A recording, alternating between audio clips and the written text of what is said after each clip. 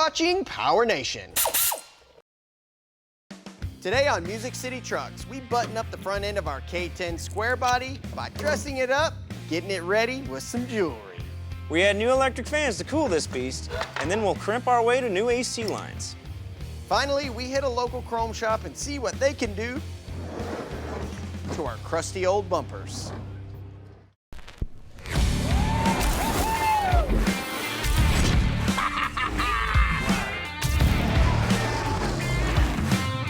This has got to be the most iconic design.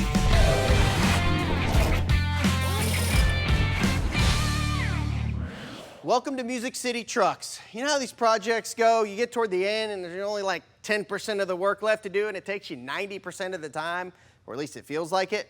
That's where we are with our 85 K10 square body project that we're calling the Faux Guy. This is a tribute to the 80s TV show The Fall Guy, and although we didn't go with the colors of that truck, we went the entire feel of the build, and this truck is gonna be awesome. We're in the home stretch. We're trying to get as much done under the hood here as possible before we get all the sheet metal on, just because it's easier to get to right now. Since you saw it last, we've got the power steering reservoir and hoses installed. We've got our carburetor and linkage in there. Really all that's left under here is gonna be like an air cleaner, some AC hoses, heater hoses, things like that. And then obviously the radiator, fan, and hoses as well. And we're gonna tackle those later on today. And the last time you saw us, we were installing our exhaust, so the underside of the truck's getting really close. And we still have to set our pinion angle so we can measure for our drive shafts, and we also have to figure out what we're doing with our transfer case shift linkage. We'll get to that later though. For now, man, look at this paint. This looks immaculate. We went ahead and cut and buffed it to give it that extra shine. Now all this thing's really missing is some trim pieces, door handles, mirrors, and some glass. So we're gonna tackle that first. Now, this truck was super nice when we started, and all the stuff that we took off we could reuse, but with it looking as nice as it does, why would we do that when we can get everything new you see here on the table we got from Classic Industries? Now, this is all the stuff that we need to assemble the passenger door. They've got things like the window regulator, we've got all the felts, the run channel, all the green tinted door glass, which I really like. Of course, the tape to get it installed. And we've got the vent window and the rest of the seals. This is the door seal here. This is just a little bit of what we got to make this truck looking brand new again. And I think what we're gonna start with is gonna be this vent window. All right, well, this stuff is new. Obviously, we've got the seal here. This is our old vent window. We're not replacing everything. We are gonna replace the seal, this frame, and of course the glass. But the main frame for the vent window here, we're gonna reuse. So, first thing I need to do is take this thing apart. I'm gonna start with this latch. Say that. Let's get this disassembled. Don't need that anymore. This is a prime example of why all this stuff has to be replaced. Now we gotta get in here and pop these little tabs up. All right, that's trash. I'm gonna go get this one cleaned up. Okay, we've got the main frame for the vent window all blasted and painted. While that's drying, I'm gonna go ahead and get this assembled. We just need to get this vent window installed into its frame here. You can kind of see why we've decided to replace the original one. We could probably restore this, but with this stuff being available and so inexpensive, figured we would do it this way. The drawback, or maybe the difficult part, would be installing the glass into the frame, which you have to do with this glass setting tape, which is not a big deal as long as you can get past hammering on glass. We're using 1/16 inch, which is kind of thick, but that's what this job calls for. This is not a necessarily difficult job to do, but it's definitely intimidating. Yeah, it's a little nerve-wracking sometimes because it's not very normal to say, hammer on that piece of glass, will you? All right, that's done. I just need to go grab that frame, see if the paint's dry. Now, we all know that builds like this can get really expensive really fast. One of the ways you can cut costs is by trying to salvage your old parts. Now, I'm going to show you how to go from grime to shine. We start with a buffing compound. This will get rid of those scratches and oxidation. I use a back and forth motion so that I know I'll cover the entire piece.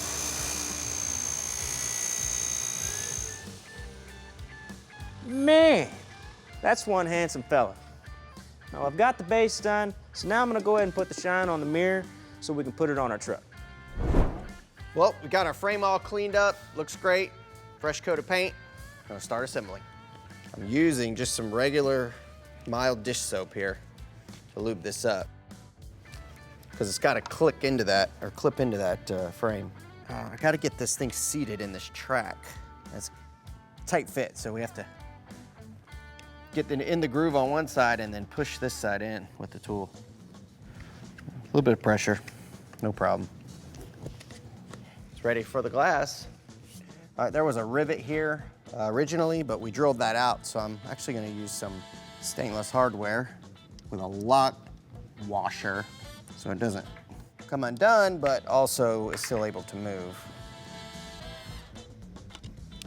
All right, well, that looks like a brand new vent window. Really happy with how that turned out. We even dressed it up with the new latch that we got from Classic Industries. Now this thing's ready to go in the truck, but before I put this in, there's a couple of things I want to do over here on the door. Now when it comes to assembling these doors, if you do it in the right order, it usually goes pretty smoothly. I like starting with the lock cylinders. Now these door handles are super shiny, and you'll see why later. Next is our polished side mirrors, then the quarter glass, and then the door glass. Now patience is a virtue here. Don't force it, and everything will fit real nicely. All right, well, we got the door seal on here, got the striker on here, got it adjusted and tight. Let's give this thing a try. Oh, sounds so good. And it looks even better. We just need to go on and move on to the driver door, get it assembled, then we can move on to something else. Up next, we top off our cooling system by adding electric fans, and then we plumb in our AC lines. Well, we're moving along with our build. We just finished installing our radiator support, so now's a good time to talk about our cooling system. When it comes to high horsepower builds, keeping your engine cool can be really hard.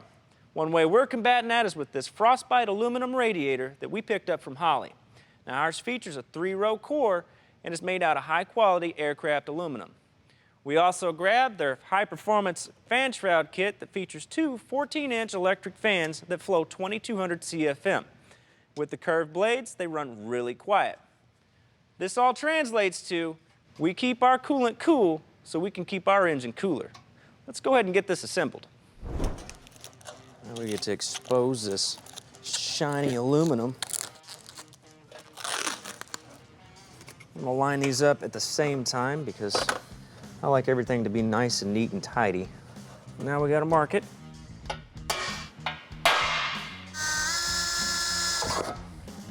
Line these holes up, put your screws in.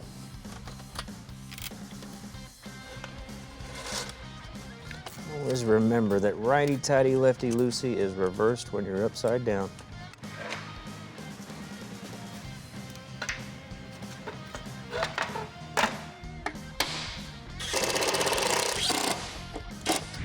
All right, I've got my radiator in place, so now I can go ahead and install my brackets and hoses, and that just about wraps up the cooling system.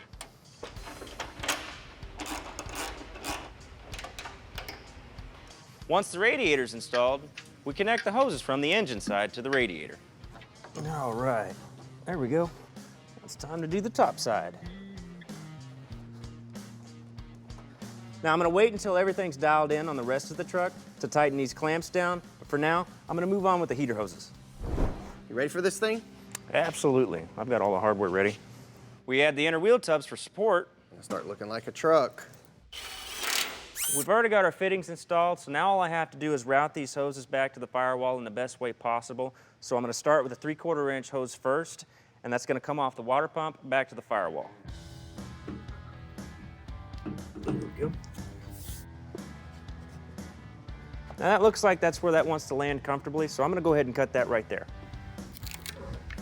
All right, here we go. And then we'll tighten that later. And just like the 3/4 inch hose, we're gonna do the 5/8 the same way.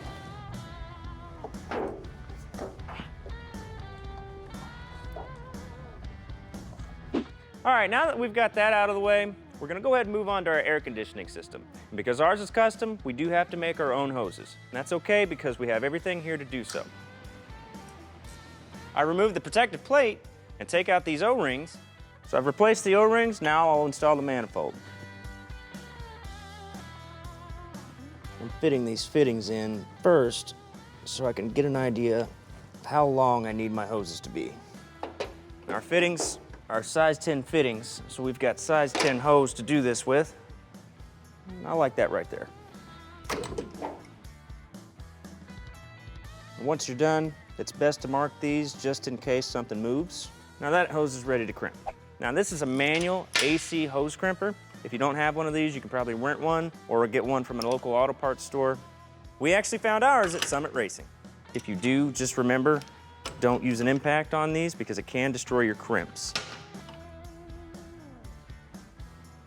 We use a number 10 crimp on our number 10 hose. I'll tighten it down to make sure we have a positive seal.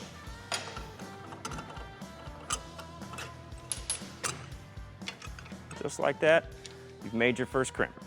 All right, now that we've got our hoses crimped, the last thing to do is install them, and that'll just about wrap up our AC heating and cooling. And man, I've got to tell you, this is really starting to look good. Coming up next, we shift into gear and install our transfer case linkage and then measure for our drive shafts.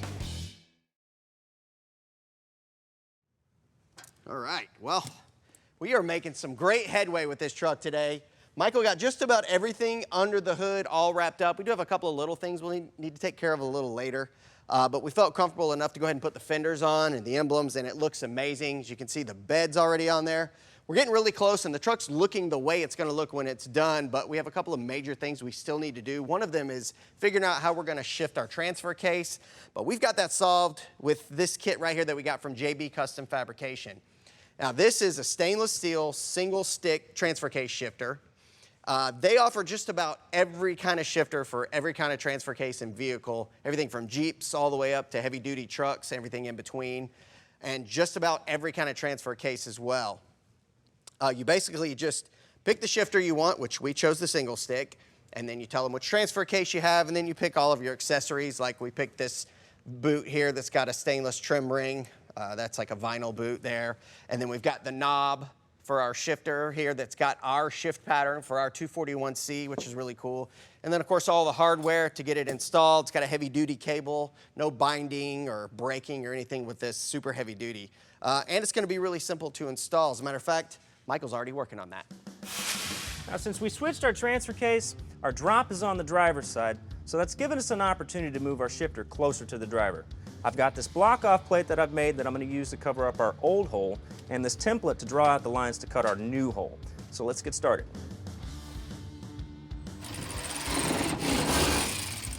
I'm adjusting my template, making sure that when I cut it out, the shifter does not hit the transmission. I trace out my template, drill pilot holes, use the cutoff wheel for the bigger sections, finishing it up with a reciprocating saw for the tighter areas. Drop in the shifter, lock it down. For ease of installment, we're using 1/4-20 nut certs and riveting them to the body.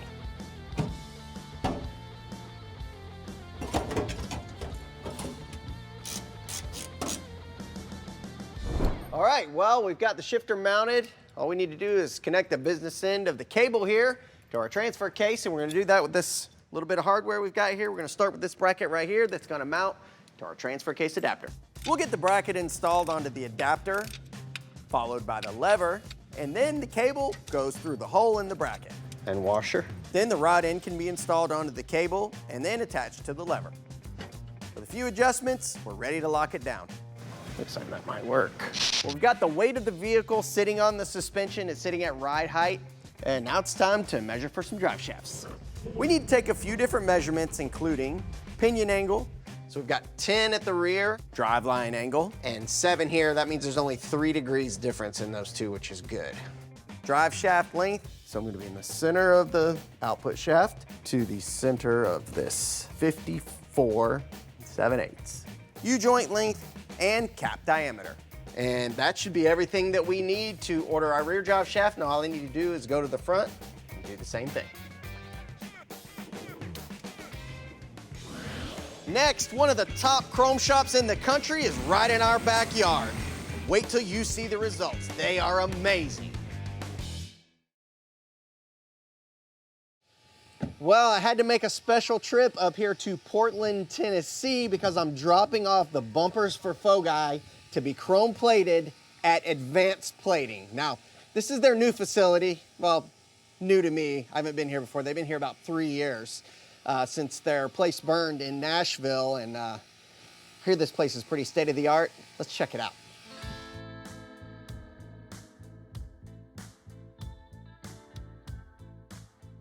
You must be Jason. I am. Welcome to Advanced Plating. I'm Mark. Nice to meet you, Mark. So we've got a pair of bumpers for a square body Chevy. All right. And I even brought the door handles, the outside door handles. I'm hoping you can take care of those as well. Absolutely, we can handle that. What do we need to do? Let's get them, take them, bring it inside, take a look at them, and we'll see where we can go from there. All right, let's go get them. All right.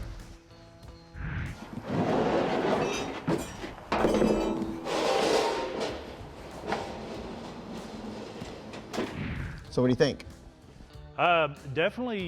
We can definitely plate these, no problem for you. This, and I would say, is an aftermarket bumper. It's probably not a factory bumper. That's what we were thinking. Yeah, but we have the ability to take care of that for you, just as like if it were a factory bumper, no problem at all. Awesome. And then the handles. Oh yes, the door handles. So we can take care of those for you as well.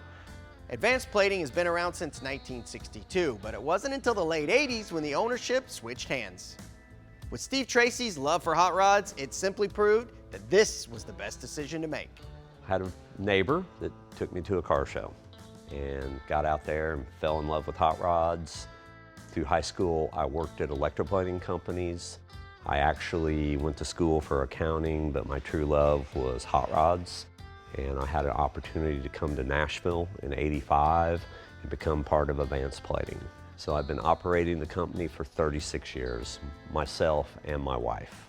You know, for us here, we really got established early on restoration of pot metal. And then as the hobby and the sport has developed and people started modifying their components, you know, we had to grow and change with the industry. We started in Old Hickory. We outgrew that facility, and in '87 we moved to East Trinity Lane. We were on East Trinity Lane from '87 to '98. In '98 we moved from Trinity Lane to Cowan Court. We did an expansion in 2005, and then in 2010, the Great Nashville Flood, we went underwater.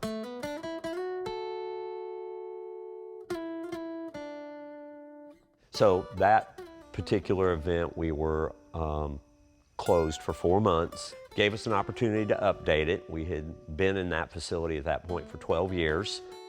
So it was great to get it all modernized yet again. Unfortunately, in 2018, we had a fire and it became a total loss fire.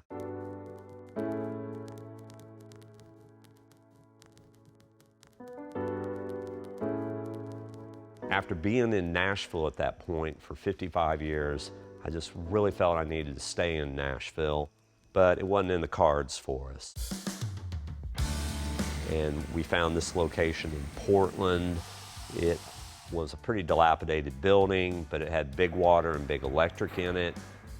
We took possession January 1st, 2019, did an 8-month renovation, and rebooted in August of 2019. Our business really rolls with the restoration market. I mean, you know, we get into projects like your project, and you know, you have bumpers specific to your truck, and you're wanting to stick with those original bumpers, especially along the storyline of that rear bumper was put on there by that particular dealership. So, you know, you're staying in that original venue on restoring that truck. Not unusual for people to want to put their original door handles and headlight buckets, but there's some stuff you want to be a little more discriminating about to keep that personality of that particular vehicle, in your case, the truck you're working on. So with a newer building, bigger space, and more opportunity, Advanced Plating continues to offer more options and services to their customers. Aftermarket Automotive is another venue all in itself, and really our fourth is going to be reproduction, but the music industry with electric guitars in particular is another venue. So we're actually 5 venues in one building. You know, we are passionate car people here, and that's really what drives it. It's not just me, it's the people behind us. It's been a really interesting road to this point. I am very fortunate to have a partner in this business that is my wife, Sherry. She supported me the whole way, and she's very passionate about cars and guitars also. I think it's just my personality to want to continue to try to improve. Again, very humbling that people trust us with their passion. And that's what continues to drive me to improve. And that's why I'm here today. Well, they say chrome won't get you home, but who cares when it looks this good? Advanced Plating knocked it out of the park, as they always do. And you know, just a little bit of chrome on a build like this really goes a long way. And even though the truck looks to be complete, there still are a few things that we need to touch on, like the interior, but there is something pretty cool that we are going to stick in the bed. And then up front, we've got something really special that we're gonna be doing with this chrome bumper. All that's gonna have to wait till next time. Oh, and this truck won't be doing any stunts, but we may have found one that can. We'll see y'all next time.